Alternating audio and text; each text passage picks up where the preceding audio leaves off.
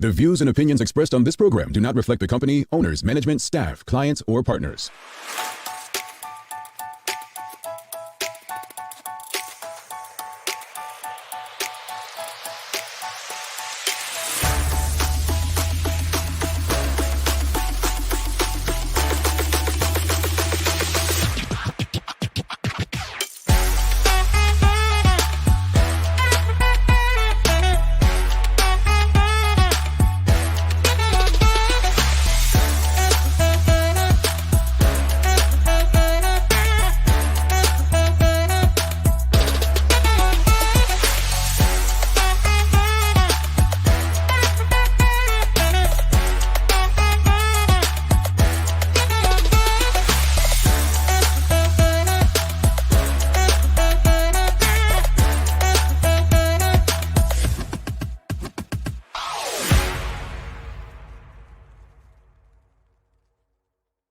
It's Thursday, the 15th day of June, 2023. Welcome to Bermuda's Daily Talk Show. It's the Daily Hour brought to you by the BAC Group of Companies, Medical House, and Lindos. I'm Jamal Hartman. She's Sancha Durham, and Maya Palacio will be with us in a bit to bring you the latest in her news break brought to you by People's Pharmacy. Sister Sanch, how are you?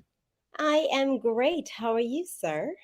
Man, I'm at peace. I'm good. I'm feeling good. Seriously, I'm feeling good. Got my water. Didn't have a great workout this morning, but I'm here. You know, I've been very consistent in the gym.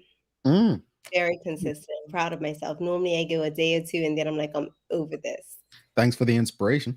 I'm in it. Yeah. Thanks for the inspiration. I don't know. I felt good, but I just didn't feel like going. I was distracted this morning. Let me just say that I was distracted. It happens. Yeah, you pick up your phone and you're distracted between reps and stuff. So it's but I don't know. I still left feeling good, if that makes sense. Yeah. All right. Well, I'm gonna get on your level soon. I'm gonna get on your level. Look, you see the videos, folks. She ain't got no distractions, just doing her thing, and one day. I have a trainer and he is serious. Like, he doesn't play. Oh. And I whine and I'm like, but I can. And it's like, but you can. See, I once had a trainer and we almost got in a fight.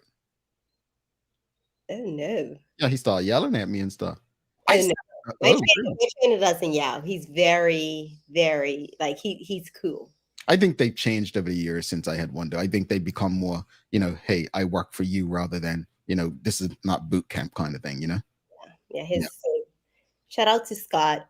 Holistic Fitness. He's amazing. All right, Scott, I might have to give you a try. If Sancha's talking good, well, she talks good about everybody. That's the problem. I don't know if you're really good or not. But anyway, I'm joking. Look, I have a joke. Maya's busy, so I'm not going to make her laugh at my joke today. Sancha, just you. Here you go. I haven't done this in a long time. Yeah, I know. You needed one. And, as Maya ages, she's getting elderly, so she doesn't, her sense of humor's leaving with her. She don't find my jokes funny anymore. All right. So here's the joke I got for you all today. Ready? All right. This is an easy, funny too. Why did the rooster run away? God. Why did the rooster run away? Anybody? Nah. Why did the rooster run away? Because he was chicken.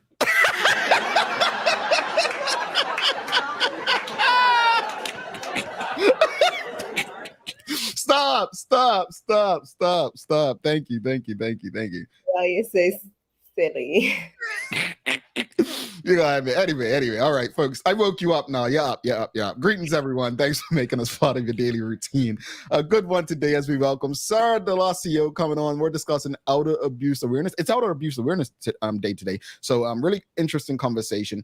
Something that I'm not quite sure the general public even understands or knows happens. And it's interesting because what's the guy he was on? I think he was on Good Times. The black gentleman. He was always bold our entire lives. But anyway, he was recently admitted to the hospital or something last week. And his daughter said she believes it's from outer abuse. So interesting conversation. What was his name? I have no idea. He was on a Fresh Prince episode, but anyway, I forget his name, but I'll find it between now and when Sarah comes on. But the Daily Play is the name that place. So let me see what it's going to be.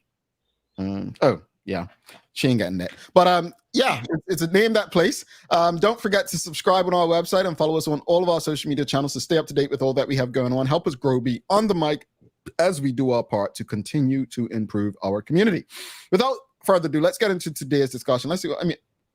John Amos, yes, thank you. This audience is absolutely amazing. Like I put it out there, John Amos, yes, he is the gentleman recently who he was admitted, and basically his daughter is saying that she believes it was elder abuse, and it's interesting because he's a celebrity, and it's not something we discuss enough. And I think, I mean, there's so many, when we were looking up questions to speak about with Sarah, there were so many different angles to go with this, but it's only a short show. So hopefully she enjoys us today and Sancha doesn't scare her off and she comes back soon, comes back. You know how Sancha be, you all. Anyway, let's get into today's conversation. Very important. And thank you all in the audience for putting that out and, being on form. And Ebony and Karen, thank you for laughing at that funny joke. I understand. I was just trying to make you all laugh.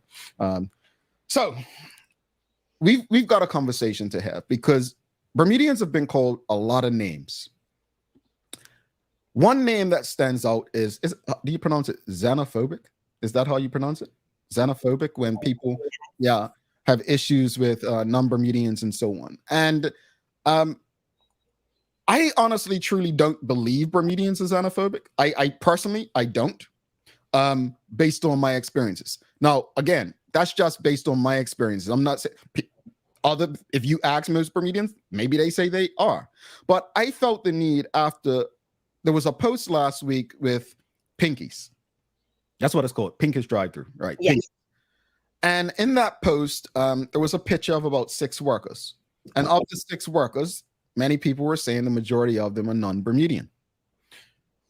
I'm not going to sit here and make excuses for anyone and how they do their business. What I will say, from owning a business for almost 5 years, we've had things done in China. We've had things done in the US.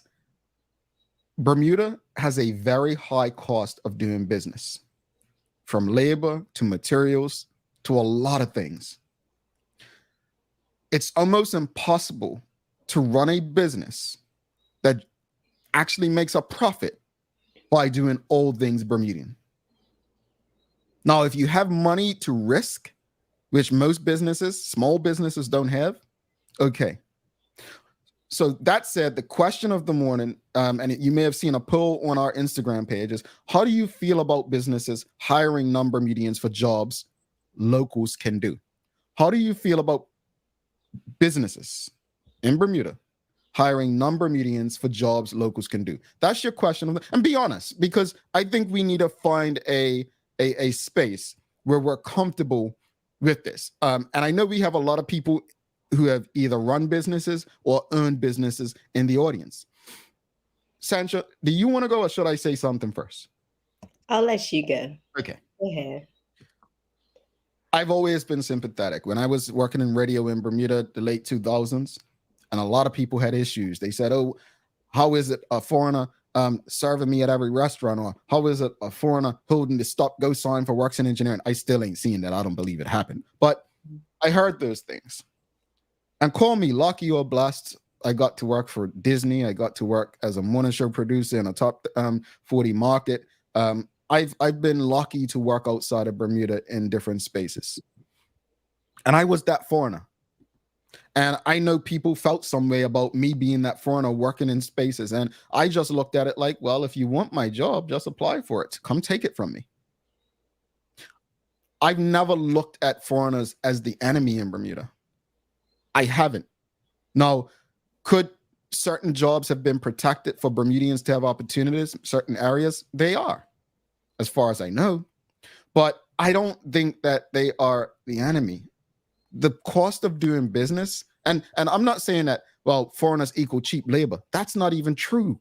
Most people think it is. That's not necessarily true. It's just sometimes every country has this problem. In the US, You have Americans that think that foreigners are taking their jobs. But the truth is, most people they consider foreigners are doing the jobs they don't want to do. You don't want to go and work in that fast food joint. You don't want to go and mop the floors, right? So I think if we're honest about this, I think we can get to a place of understanding where we're not coming across xenophobic. And the one thing I'll say before I don't want to take the whole conversation up, but I'll say this much. Teo Dill used to always say on his morning show, people would get upset with what he had to say or this, and then he'd say, but there's nothing stopping you from changing your dial to another station or turning us off. And I say this as far as business. If you have a problem with a business hiring so many non-Bermudians, there's nothing stopping you from going to support an all Bermudian business. And if you can't find one, ask yourself why. And if you do go and the experience is different, then ask yourself why. Leave you with that. The question of the morning, how do you feel about businesses hiring non-Bermudians for jobs locals can do? What are your thoughts, audience? Okay, so here we go. Obviously, I have nail bar, and the majority of my employees are non-Bermudian. That is not by choice. I can say that. When we first opened nail bar back 13 years ago, I think, we were committed, and we were that business that said we are only going to hire Bermudians. We hired an all Bermudian staff, and I think I've told this story before. All Bermudian staff, we paid and trained them. They had never worked in this industry before for 3 months, so we made that commitment, right? Then we opened our doors. I mean, it's not going to run smooth. It's a new business off the bat. So there was some switches, some changes. And at the end of the day, I am happy to say that a lot of those women have gone off and they've started their own business. And I'm okay with that. I feel like in this industry that I'm in, it's very difficult to get Bermudians to even apply. So now I'm in a space whereas I have to look overseas in order to fulfill these spots, because a lot of Bermudians, I think they think that it's not a good paying job, right? And Jamal, you and I have discussed numbers and they get paid pretty well. And it's to a point where it's like, okay, every single person that comes and works for Nail Bar, they do understand that at some point you will have to train a Bermudian. And I'm still in a space whereas I am making that sacrifice and investing in Bermudian workers if they come and they show that they actually want to do the job. There is definitely this it's a shift in commitment. It's almost like I feel like when Bermudians come to work, they need that instant gratification. They don't understand that we need to grow into this, right? And we have a plan, and we have to work towards it. I think that our shift has changed. Like our attitude towards certain positions have changed. Because if you look back in the day, even in hospitality, we were some hospitable people. And I know we said it on the show before. We had people working on front desks and bellmans, and they were buying houses with the money that they were making. But I think, Dr. Brown and Dr. Ewart Brown is coming on very soon, coming back on the show. But he actually said in his book that the way Turks and Caicos became successful as a tourism destination is because they did something Bermudians once probably understood, is they got their people to understand that service isn't servitude, right? And it takes me back to the late Walton Brown one. After the PLP won in 2017, him saying in the House of Assembly that, our parents used to build their homes and raise their children off of working in hospitality, and not for a full year. They would work 9 months, 10 months of the year, obviously then they'll lay it off, then they'd go back. I think the challenge, Sandra, is truthfully, and this may hurt some people's feelings, but this is just the reality. The way that most capitalist societies are set up right now is for 2-income households. And if you don't have 2 incomes in that household, then that's where the challenges are going to come. So, for instance, if a person making $50,000, right, is single on their own, they're going to have more challenges than a household with someone making 50,000 and someone making 40,000. You get me? So two incomes. Now, obviously, it could be someone with 50,000 and the other person with 75,000 or 125. The issue is, unless you lock out in a certain industry, then you really in this society need a two income. And so that's where the sacrifice comes in, right? Sacrifice. Are we going to live with family? Are we going to save up and invest and do some other things? How are we going to live? I just think, everything you said is, and I want people to understand, this is not to down Bermudians or down non-Bermudians. This is really to find that common ground, that middle ground. But let me say this also, Jamal, exactly as you say it. I would love someone to come in and learn everything that the women at Nail Bar are doing. Like, take their job.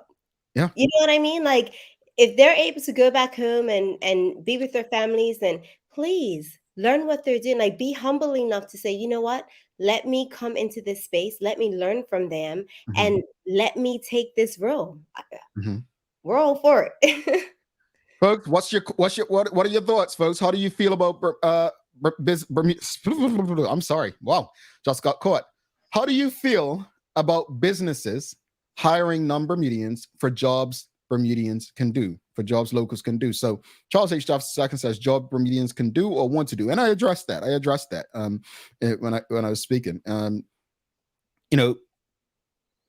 I think a big part of it is there, like I said about the U.S., the jobs that Bermudians just don't want to do. In the U.S., people complain about non-Americans, foreigners, immigrants, right? They call them in the U.S., coming here and taking their jobs, but they're traditionally doing jobs that Americans don't want to do. Traveling Trotty says, I do not believe Bermudians are xenophobic, as many of our families in Bermuda are diverse with family members from around the world. I was just having this conversation yesterday with a friend of mine, explaining to her that there's really no native Bermudians. Most of us have makeup from other places, mainly the Caribbean islands. So I take that. But I think the argument comes when Bermudians are kind of territorial.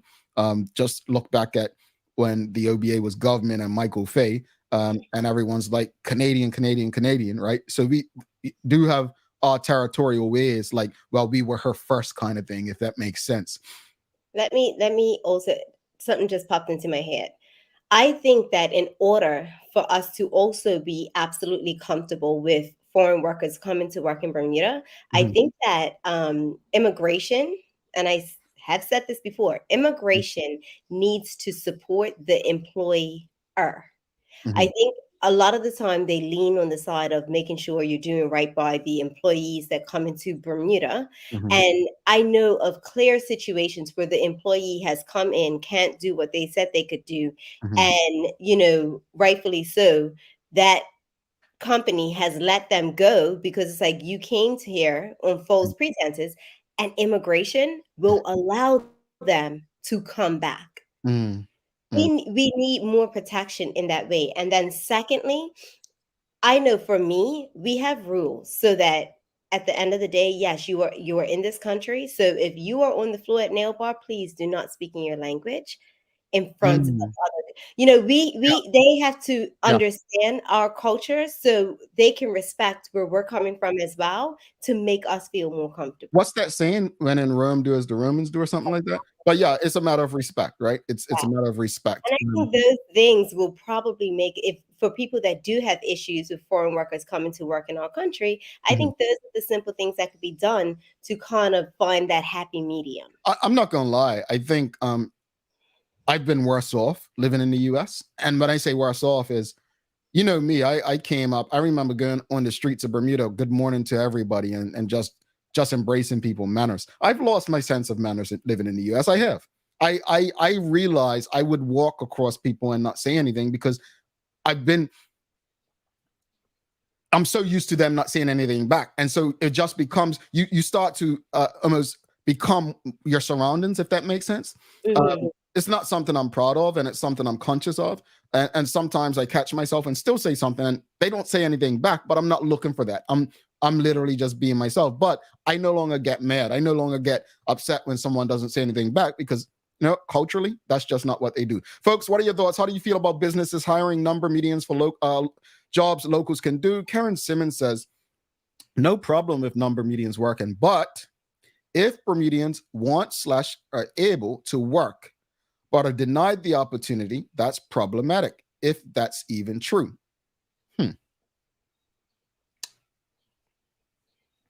I think there's certain levels where Bermudians probably would have applied for work or would apply for work and are not getting the opportunities.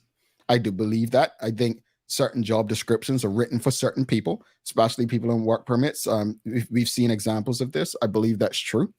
What I will say is, if you ever encounter that situation, we have to be aggressive about it. We have to be loud about it. We have to, I don't know if it's workforce development we go to or immigration, but we need to make some noise and make some changes. But I don't think there should ever be a case. Now, I think in the US, and correct me if I'm wrong, anyone, if you're here on a work visa and you have a job and they want to keep you past your visa, they have to put it out. And if they don't find a suitable candidate, that's when you can be offered the position again. But it has to go through a process where you have to give an American the opportunity, American citizen or resident, if I'm not mistaken. Traveling Trotty says, having foreign workers is a part of participating in a global economy. Let's talk about this. So everyone's been to New York, I'm sure, right? Mm-hmm. So when I was younger and would go to New York, and this went to yellow cabs. This is long before Uber and Lyft and rideshare. So this is before Maya was, yeah. But anyway, I just had to pick one. But this back in the day, you only had yellow cabs. You know what I'm talking about. I don't know about you, Sancha, but I have never, ever had a yellow cab that would be considered American. Every last yellow cab I've ever been in was someone from the Middle East or Asia or the African or from the Caribbean. I've never had someone that you would say is, an American originally from here, born, raised, whatever. So why do I say that? That was my first lesson in understanding. If you want to be a global player, you're going to have people from around the globe playing on your field. Mm-hmm. Mm-hmm. And so even in tourism, most of Bermuda's hotels, the salespeople are not Bermudian.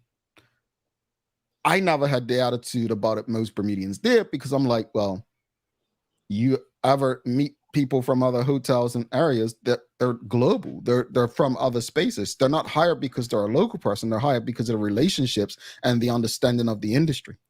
So it's certain things you get. But overall, I just think education. Mm-hmm. Education plays a role. Ebony Souza says, I don't find issue with it. I agree with Sancha's model of having guest workers train Bermudians for the position. Well, we do very bad at that. What's it called? Succession planning? Succession planning, right? I think Bermuda has done a horrible job at succession planning. I think in most spaces that I know of, and I get that. I think Bermudians are a brilliant group of people. Yes, it's a small pot to choose from. It is. Small pot to choose from. But given the right people around them, we can grow into some dominant, effective groups. We don't do that because we don't succession plan. We should have people, if someone says, we're such and such is leaving their CEO position tomorrow, we should have someone in place ready to usher them through. We don't do a good job of that. And that's where we end up on the high end and the lower end. Mm-hmm. Right now, you've got a lot of non-Bermudians serving in restaurants. We should be training young students. Come back and do this, get your experience, start here and grow to here. But we don't do that. We've got the Ebbets girl saying also yellow cabs did not pick up black as passengers. The black car cab companies ruled in NYC and Uber destroyed the yellow cab business because they took passengers yellow cabs did not want. Very true. Very true. And the crazy thing is, back in the day, they didn't pick up black passengers. And many of them somewhat were black. Mm-hmm. Yeah. But I remember those days. All right, let's bring Maya in. Well, let's go one more comment. We've got Charles H. Duff II. He says, I have no problem with non-Bermudians working here, but I do believe that benefits offered to a non-Bermudian should be offered to Bermudians as well, including incentives to attract some to return. Good point. And I'll say this much. If you're willing to pay for housing and benefits like that for a non-Bermudian, I think it's only right, consciously right, to do that for someone who's local. I think we've got to do that. Now, I know you have to sweeten the pot to get people to Bermuda, but come on, it's got to be some fairness leveled in there, or make it up in the salary for the Bermudian. But I think that's a great point there. Yeah, I agree. Yeah. All right. Let's add Maya. Bring Maya in for the Daily Hour news break. And you think she found my joke funny, Sandra? It was funny today. Okay. Sandra's laughing. Let's bring Maya Palacio in, folks.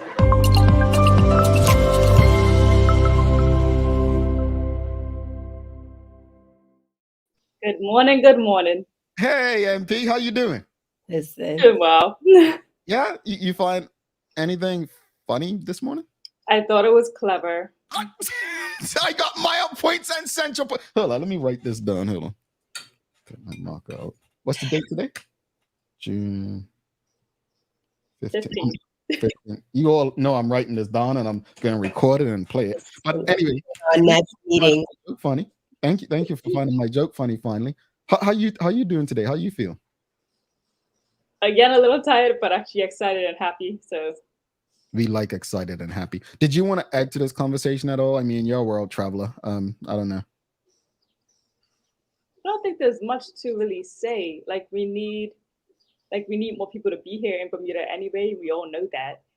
So obviously, if we need people to be here, they also need jobs. We're very lacking on numbers. I don't believe everyone I was listening to something the other day at a talk show, and I don't believe everybody believes that we need more people here. Someone was actually like, you're sure we need people? I was like, oh my goodness. I'm not even gonna ask which talk show and station. I know. I was shocked. We have in the pot, the less our pension is. We are in a dangerous spot right now. I'm gonna say this respectfully, Maya. Without naming the show or station, there's a group of Bermudians that, this is my greatest concern for us as a people. Mm-hmm. If we do not evolve in our thinking, our thoughts, and just the way we live, we will be left behind. That's simple. Yeah. I'm not quite sure what they're protecting. So, yeah. It's like gangs. What are you fighting over? What are you protecting? But anyway, moving forward. Let's not even go there, because on this small island, it just makes no sense. None whatsoever. All right. Good morning, everyone. This is the Daily Hour News Break, brought to you by People's Pharmacy. Starting out the news, we're talking more about Carnival because it is approaching and there's going to be a lot of road closures. But the Bermuda Police Service says they will maintain high visibility during upcoming festivities. The police urge members of the public against engaging in criminal activity or antisocial behavior during these parties or any of the numerous other social gatherings set to take place during the holiday weekend. Of particular note are 3 Carnival-themed events scheduled for the holiday that coming up. So you have one Juve that will take place in Bernards Park at 3 a.m. to 9 a.m. The other will take place at City Hall Park between 3 a.m. to 9 a.m. Again, I apologize. I think I just wrote that twice, but they will have moving elements to it. Here's another photo with the road closures, but with exactly the dates and times underneath, so you know exactly when those closures are going to come by. So you can screenshot that so you have it. But just know that there's just so many road closures on the day. So get as much things that you need to get done, because not only are there going to be the people participating, but there will obviously be spectators as well. They say motorists should expect delays and there will be traffic diversions as a result of road closures, and a large number of people are expected to be in attendance. We ask that you exercise patience and cautions. Event organizers will have marshals on the roads for these events supported by BPS where required. They also noted that they will have the sobriety checkpoints over the holiday weekend starting on Friday in every single parish on the island too. And that the carnival organizers have obtained noise permits as well. The BPS will still monitor noise levels and use authority under the law to address any noise-related complaints if necessary. You know what this proves to me? Bermudians aren't lazy, man. because that sounds like a lot of work they're putting in, and that, you know, we're not lazy people. I'm just leaving that. We like to party. Yeah. We could plan an event. We can plan a party. We're talking about other work, maybe. They could put that walk in. Maybe not the work, but the walk. Okay. I do appreciate that this venture has actually made adjustment from what they have noted last year, as I reported the other day about the safety precautions and measures that they're taking because of things that happened last year. So they note that this is an annual thing, and they see a mistake, so they fix it. Okay. So noting that as something that, like you guys said, we put in the work. So that's a good thing that they're doing. Well, next up on the news, last month, the Bermuda Ocean Prosperity Program, the Bermuda Zoology Society, and the Bermuda Underwater Exploration Institute launched a competition that asked Bermuda residents to submit digital artwork showcasing the island's ocean spaces and inhabitants. More than 230 entries were submitted from artwork disciplines that depicts Bermuda's beautiful ocean and animals, as well as how residents enjoy the island's waters and coastal areas. So here are the price for those in different age groups here. If you like to do a bit of the art. So you got age category of 6 to 10 and 15 to 17 and 11 to 14. There are also other age categories for 18 and older, amateur, and 18 professional too. And they had more of the digital landscape. So I wasn't able to show the videos here because I couldn't download them, but there were also winners in that category. And they were Isaiah Hayward and Michelle Antoinette. I love it. I love art. I really do. I just wish I would have appreciated, and I say this all the time, at a much younger age. Does Maddox, does your son love art, Sandra? Yeah. Okay. He's getting there. He's getting there. Okay. Maya had no choice, so. I had no choice but to love art. Yep. Yeah. That's very true. Well, next on the Bermuda news today is the Bermuda Archives celebrated International Archives Day with an open house. Here's an image of that day for you guys to see. But Ms. Joanne Brangman, director of Bermuda National Libraries and Archives, says, Bermuda Archives is delighted to share that we have held a successful open house event on Friday, June 9th, celebrating International Archives Day. The Bermuda Archives remains entrusted with critical tasks of collecting, protecting, and providing access to records from the Bermuda government and private sources that hold significant historical cultural value. The open house even highlighted the diverse range of records spanning almost 4 centuries of the island's history. Notable collections showcase included legislative records, parish records, probate records, slave registry, maps, plans, charts, paintings, photography, journals, and more. Love it. Research. I have never been there. I need to visit. Have you been there, Jamal? No. So next time you're here, we have a date. So we got to go to the aquarium. We got to go to the archives. We got a lot to do. I do like the Bermuda Archives. It's before you had to place a visit, but now I believe you can go back in anytime because of the pandemic. And last time I was there, I had to wear the gloves. You can't have your books and bags and stuff in a certain areas. You have to lock it away. And then they gave you a pencil. Then they bring out the books. And then you got to be careful, depending on how old it is, right? And it's so cool to just hold this old structure in hand. You think like, wow, somebody 200 years ago, wrote this in here. And you get to look at it and read it and see what was happening during those times. So it's. I mean, I'm a big nerd for it. I love seeing old stuff. I was just gonna ask, did she tell you, Jamal? Are we going? Do it, player. It's really cool. Like I love it. And thank you for the people down there because they are so informative as well. They know a lot. The archivists down there know a lot of Bermuda's history, and it's amazing things that we'll never even think of. But talking about road closures, there's going to be another one actually outside of the whole carnival because the Minister of Public Works wishes to inform motorists that the Iron Kids Triathlon will take place on Saturday, June the 17th, between the hours of 10:30 a.m. and 1 p.m. And the following roads will be closed to all vehicular traffic.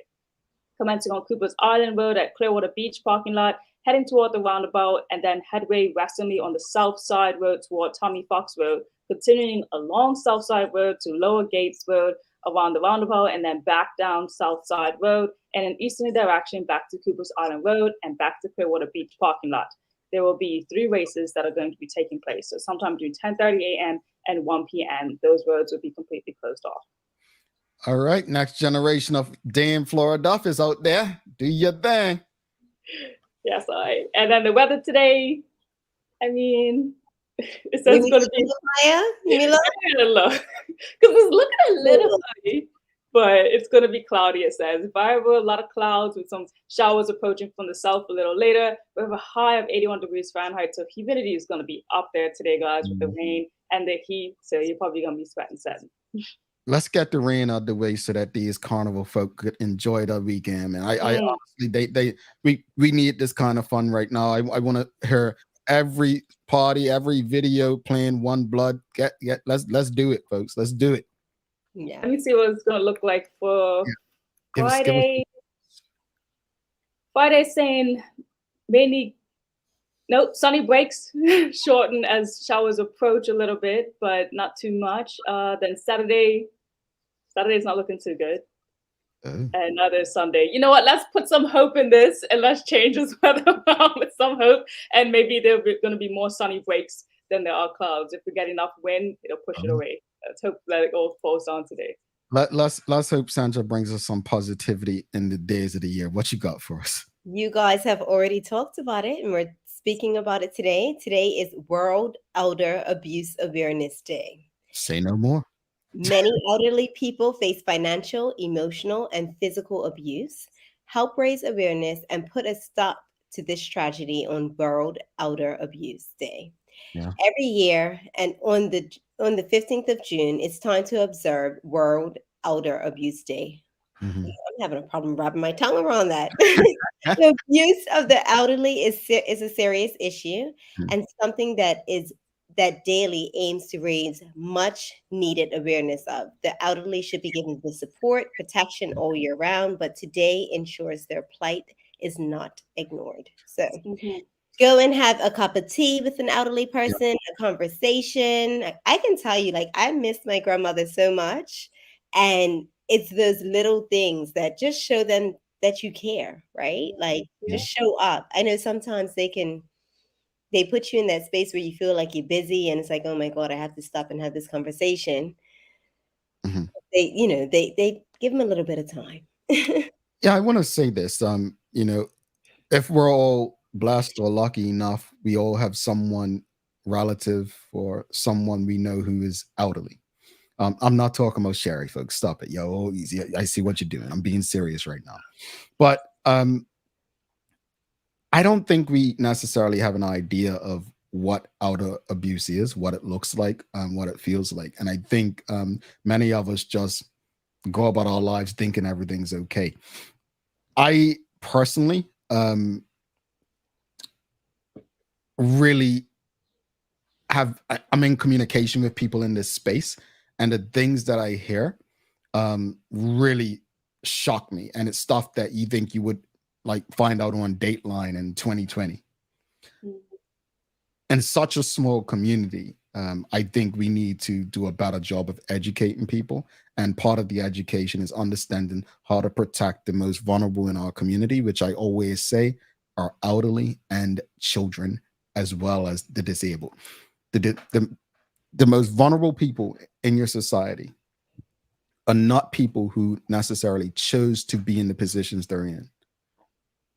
They're people who are in positions that need help because of circumstance, and growing old is circumstance. Being disabled is circumstance for the most part.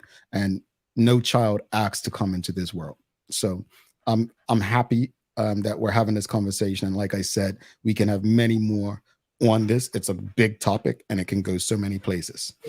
Maya, thank you so much. And we will see you very soon. I'm smiling and I will text you after the show. Bye, Maya. Bye, everyone. All right.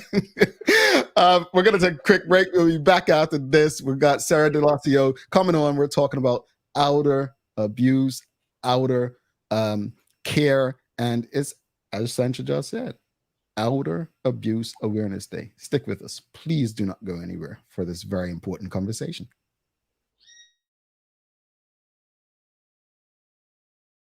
Let's face it, life can be a little wild, but shopping doesn't have to be.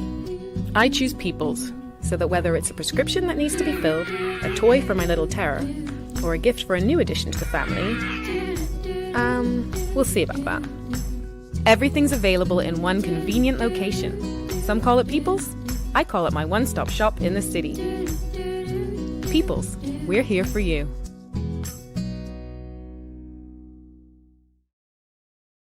Welcome to the new bulk store, Lindo's Next Level.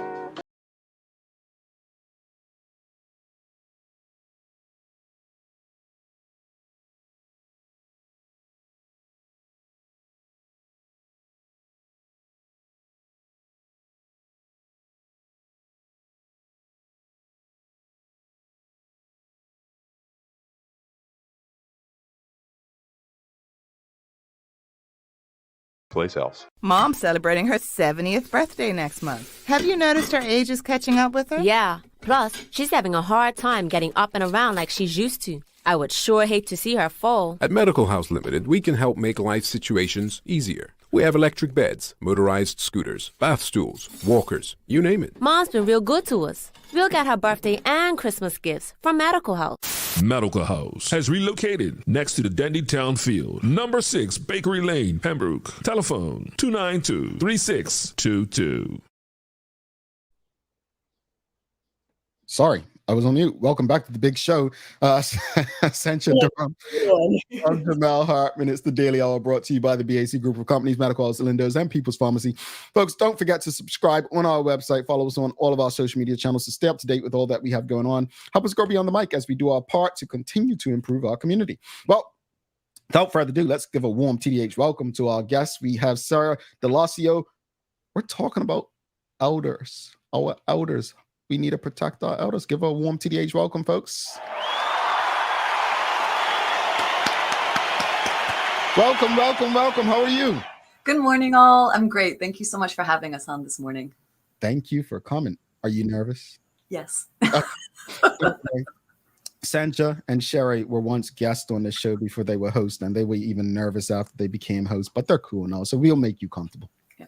I watch you guys normally, so I feel comfortable with you. So that's great. Thank you. You're already a part of the family. So, Sarah, obviously, Sancha just mentioned it. We've spoken about it before you came on.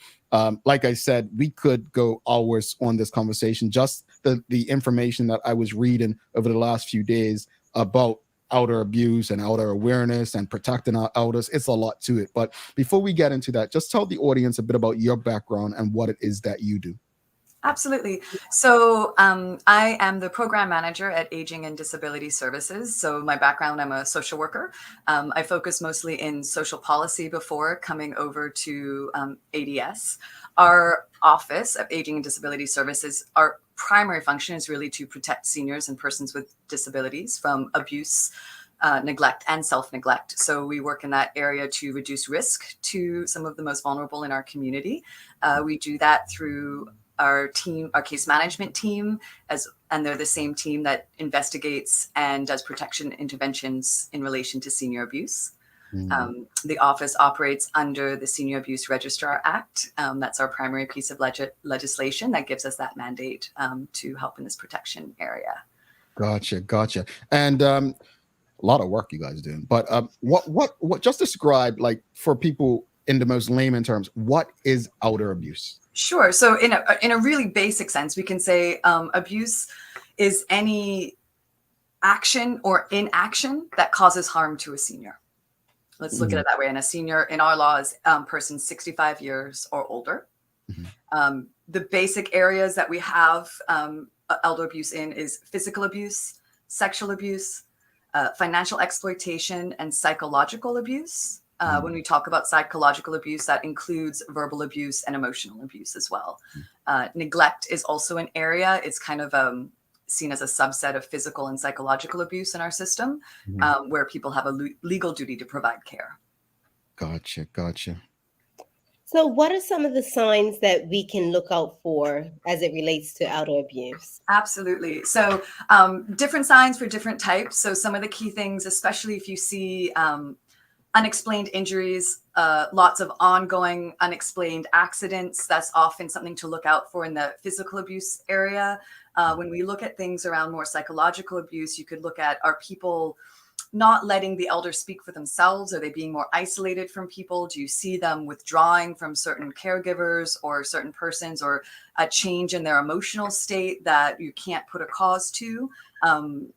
If you see increased fear or anxiety, those are some really important areas. When we look at the area of financial exploitation, are we seeing things that people are being pressured or making changes to some of their wishes and preferences, be that legal documents, asked to sign enduring powers of attorneys or make changes to wills? That's often big questions. Unexplained charges or loss of funds in their accounts is another key area to look out for. I could keep going, so I'll pause if you want more. No, honestly, that's so helpful because, again, I mean, sorry, Sancha. And folks, if you have any questions, just feel free to add your questions or comments. But I think when people think abuse, they always think physical. They don't think about the many things you just started to state. And so I think it was very important to say that. And if you read Bermuda's news, I don't know how prevalent, but at least from what I read, you would notice that there are a lot of cases involving financials. So thank you for that. That happens like more than you think.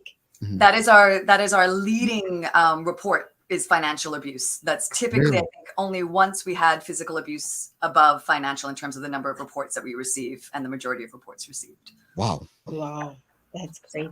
So today is World Elder Abuse Day, as I had stated already. What are you doing to educate people? Absolutely. So we're doing a series of different engagements on the radio and different talk shows to be able to spread awareness of it. But our big event this year is that we held a seniors tea that we had nearly 100 seniors attend, and really focused on the importance of social engagement as a protection and a risk reduction for elder abuse. It was a wonderful event. I would like to give much recognition to the Open Door Christian Assembly, who hosted us for free. Pastor Smith, it was really appreciated to have that wonderful venue. Our team put on an excellent tea that we were able to have presentations for the seniors on general tips regarding abuse, but also in terms of the BPS was there to talk about spotting fraud. And we also had lawyer Nathan Samuels from MGM talking about enduring powers of attorney as a means to help protect oneself in the future. We had fabulous information tables of different community organizations who are really great at engaging and keeping social engagement and networks. So I just would like to acknowledge those. We had Action on Alzheimer's and Dementia. We had the Bermuda National Libraries and Archives. We just mentioned them for their National Archives Day. They're a great free resource for seniors to remain engaged in our community. Age Concern, the Lifelong Learning Center at Bermuda College, as well as the Eastern Zone Community Center, because they offer some seniors programs and have some seniors clubs that work out of there, as well as Final Steps, which is a wonderful organization that encourages people to have meaningful conversations about what they would like if they're not able to express their wishes anymore in our community. So really an opportunity for seniors to come, have some socialization, especially since COVID. We've really seen a reduction in that, get to meet other people, find out different ways to maintain engagement as a key way to help reduce risk of abuse. Why would you say that elder abuse is everyone's business? Help explain that to our audience. Yeah, there's so many reasons. So first of all, I think when we're looking at how to prevent elder abuse, again, one of those key factors that we see as a risk factor is the social isolation and loneliness of seniors. So all of us can play a role in ensuring that we maintain connection with our loved ones and people that we know in the community who might be more isolated, because maintaining that connection, having a trusted person that the senior is seeing gives more opportunity to see what's going on and engage with the senior to see if there's concerns. We also know that one big cause of elder abuse can be from caregiver burnout. And so if we're able to know that we have people who are caring for loved ones and they may be stressed or overwhelmed, offering that support to help reduce that kind of the challenge that can arise with ongoing caregiving is a key way to help with abuse. And then another way, I think it's everyone's business, because a lot of senior abuse is also tied to ageism and entitlement. And I think it's really important for us to look inward to understand, are we making assumptions about our seniors that may be embedded in ageism, that to recognize that they have the same rights as us as when we're younger, and that we will be aging too, and we want those rights maintained, and to ensure that we don't dismiss those rights and override them. And that's something that all of us need to be aware of, because ageism is something that's prevalent globally, and that we can all work on to address to ensure it doesn't result in abuse. Okay, maybe we should go to some of the audience. Yeah, Anthony Peets actually has a good question. He's what are some actionable steps can you take to assist the elderly? Absolutely. So one of the big things, like I said before, is that visiting and engaging, helping to understand that when people are more isolated, they can be more at risk of abuse. So how do we ensure that we are inclusive with our elders, we get them engaged and support them to remain committed, involved in the community? I think another great way that we can support our elders is to provide them the information that they need to know, and also to report to Aging and Disability Services when you have a concern, to see if there's more assistance that can be provided.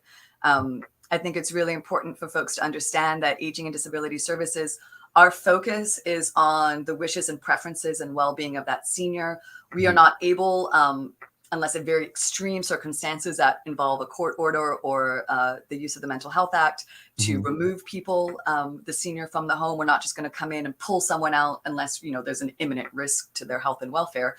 And so really what we're doing is supporting the senior to protect them and reduce the risk in that situation. And then we work closely with the police. So having the public report concerns to ADS so we can go into the situation and assess what's actually going on and how best to address and reduce risk would be wonderful. All right. And Karen Simmons says, I did not know there was an Aging and Disability Service as well, but Charles H. Jefferson II says, I didn't either, Karen. I'd love to know what other services they offer. Dealing with an aging parent isn't easy. Absolutely. So we used to be the National Office for Seniors and the Physically Challenged, and then we got a name change to Aging and Disability Services. We were under Ministry of Health. Now we're under the Ministry of Social Development and Seniors since 2021.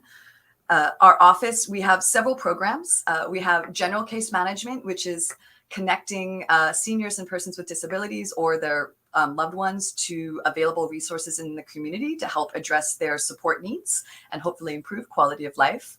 We also have the senior abuse element, which is that we receive reports of senior abuse or concerns. We investigate those to determine what's going on and implement protection plans to help reduce risk. That also involves working closely with the police, and we refer on to the police as required when a criminal investigation is part of that. We also have at Aging and Disability Services our accessibility officer. His function is we work very closely with planning and looking at how to ensure accessible design and upholding the planning standards, but he also is great for consultation on home adaptations that may be required to help facilitate aging in place. We are also the ones who process applications for duty relief on goods to be brought in for chronic medical conditions or to outfit your home to help your loved one age in place. We have a great resource book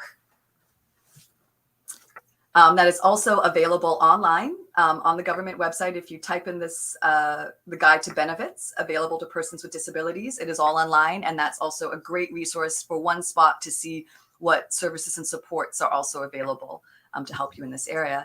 And then ADS is also responsible for just providing general information and education to the public. So I want to say this because it's been said over and over, Bermuda has an aging population, right? How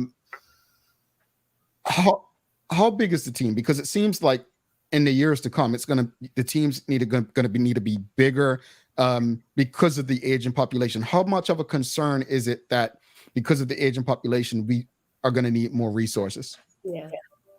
Absolutely. You hit it right on there. Our team, and I love to shout out to them right now because we are a very small team. We have 4 case managers, including a supervisor. So that's our Rakia Brown, Alicia Martinez, Jackie Bennett, our amazing supervisor, Shayna Smith, and we have a case manager assistant, Robin Kelly. And then we have myself as program manager and the manager of the office, who is also the senior abuse registrar, Kiona Belboda.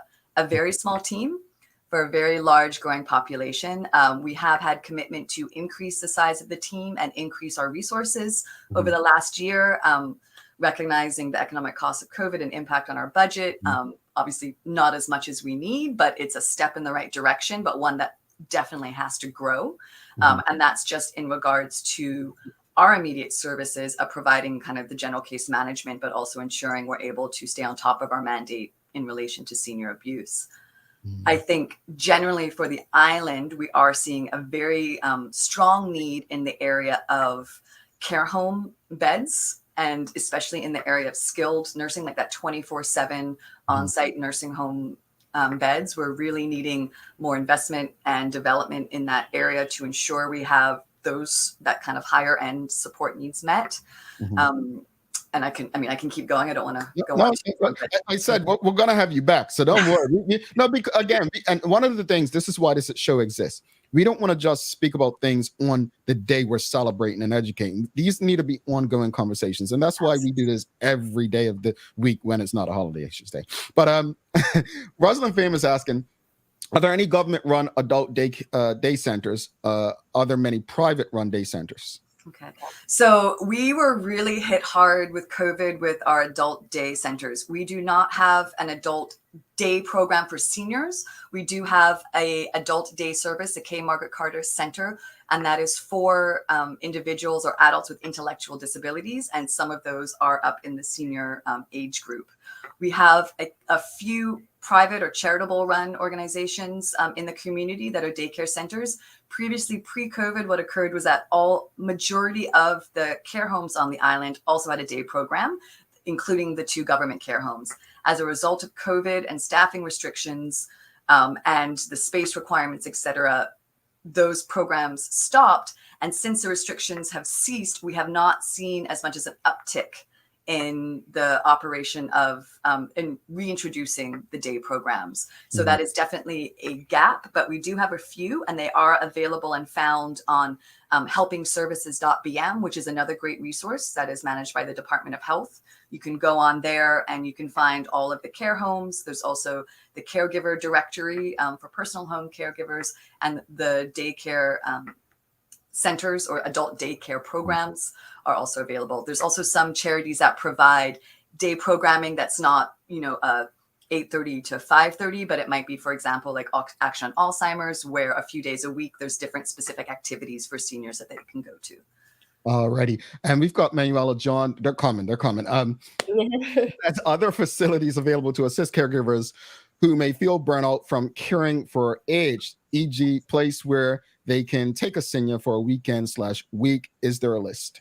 Absolutely. So what typically that's called respite care, and respite care is managed primarily through the different care homes. So it's just dependent on their bed availability. Many of the care homes have a designated respite bed. It is something that needs to be scheduled in advance, because so if you're saying, you're getting to that burnout or you're needing to take that vacation, make sure you plan in advance, call around to find the right level of care home for your loved ones, of what support they require, and an available respite period.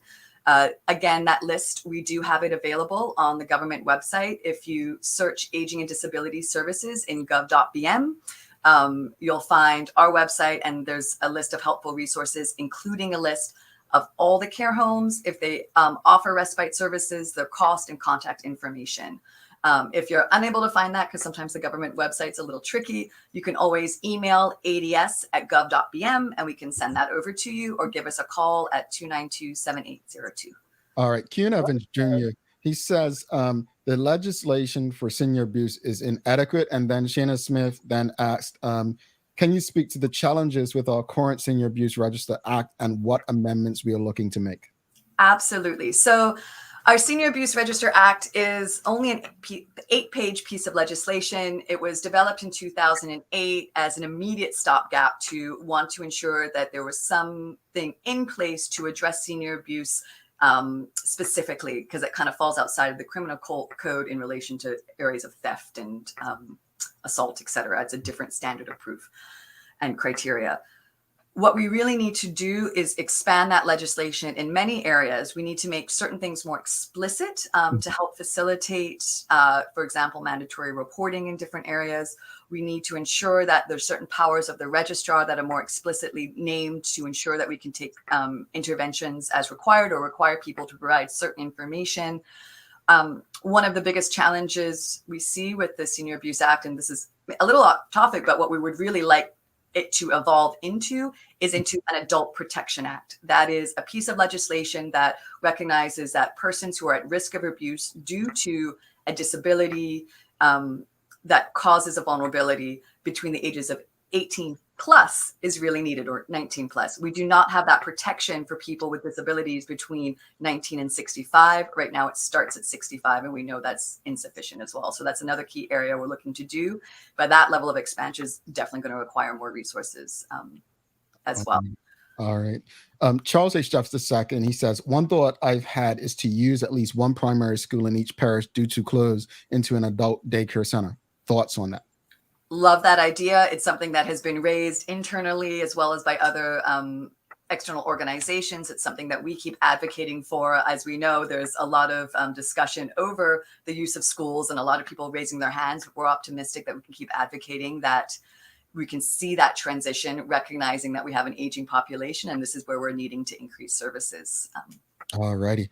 All right. Before you go, where can people learn more? I know Anthony Peets is asking here if one wishes to assist with elderly in the island. Do you have a volunteer registry? Like, where can we get more information, learn more how we can, as the community, support the efforts of what your team is doing? Absolutely. We don't have a volunteer registry. I love that idea. That is a fabulous one to actually ensure protection. We really encourage folks to also engage with other organizations who provide support to seniors, be that Age Concern, Meals on Wheels, supporting groups like Action on Alzheimer's with Dementia with their activities. These types of services are really important because they sustain engagement and they need our support as a community to help provide needed resources.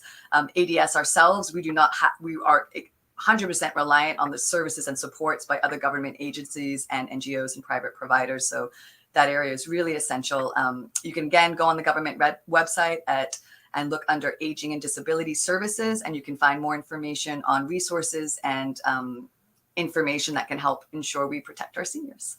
All righty, Sarah Delosio, thank you so much for the conversation. A lot of information, folks, a lot of information, and I hope that we can ensure that we're sharing this information. Is there anything you'd like to say to anyone who may be stressed, trying to help an elderly family member? I know it's not easy. I know I give much love and props to my family who's taking care of my elderly grandmother, but any advice or words of comfort to them? Yeah, I mean, one, we want to acknowledge and give thanks to all of those caregivers out there who are supporting their seniors and their loved ones. And this is a challenge, and that we want you to remember that you are not alone. There are services and supports out there that can assist. And if you need some support, to please reach out to Aging and Disability Services, 292-7802, and we can try and connect you to those resources. As a community, we all need to come together to support our seniors and support our caregivers, as essentially to help ensure quality of life for everyone and to reduce the risk of abuse. All righty. And I echo Karen's comments. Thank you. Long overdue. And we're looking forward to having you back soon. Thank you, Sarah. And thank you so much. We'd love to come back and speak more. Thank you. All right. Have a great one. You too. All right, Sarah Delosio, folks. Folks, I love waking up to do this show for conversations like that, Sancha. I really do. Yeah. I really do. It was so much covered that, once again, we didn't think about it. It was so many moments where I'm like, oh my gosh, didn't think about that. Yeah. So, I don't even have to ask you all, but I'm going to anyway. If you appreciated that conversation, please give us a thumbs up, a love, a like. Please share this information with your friends, your family, your colleagues. Trust me, it could be extremely helpful. Extremely helpful. We're going to take a quick break. We'll be right back. Give our final thoughts. And before that, well, it's daily playtime. If you haven't been to ER Fisheries in a while, it's time to hop in the car, drive east, and come check out what we have to offer. ER Fisheries and Foods is a Bermuda-based food company that sells a variety of food products to local customers.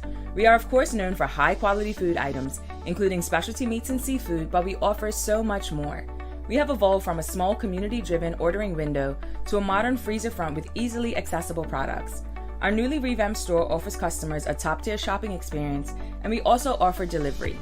Regardless of your preferences or diet, we have something for everyone, including chicken, many varieties of seafood, pork, lamb, beef, plant-based items, fruit and veggies, bread, dairy, and grocery items. So come check us out for your specialty grocery needs.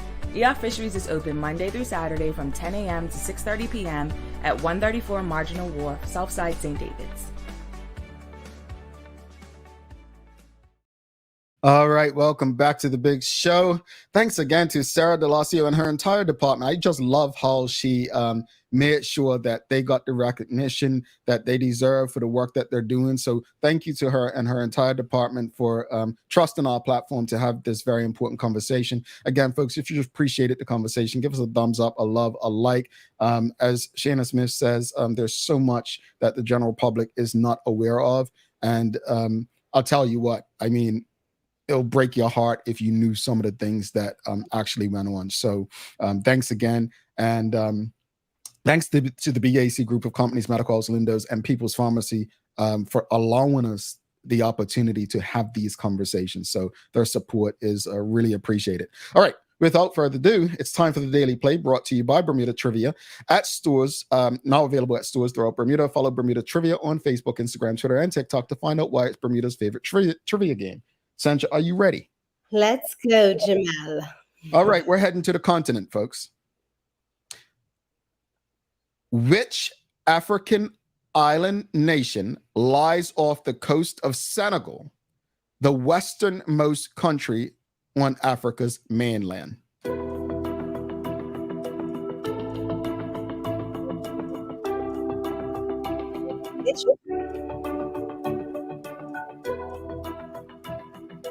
Anybody, audience, no Googling. I know I want to say something, but it's one of those things I don't want to get. It may be way Cape Verde. Wow, she got it. Cape Verde? Yeah. I didn't want to say it and be wrong. Wow. No, not Madagascar. It's the other coast.